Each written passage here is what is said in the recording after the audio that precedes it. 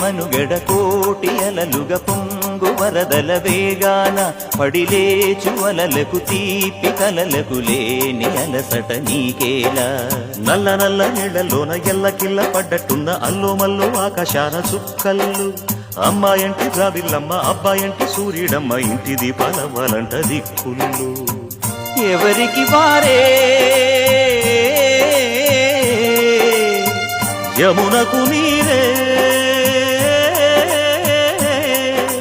రేవు నీరు నావదంట నావతోడు రేవుదంట పంచుకుంటే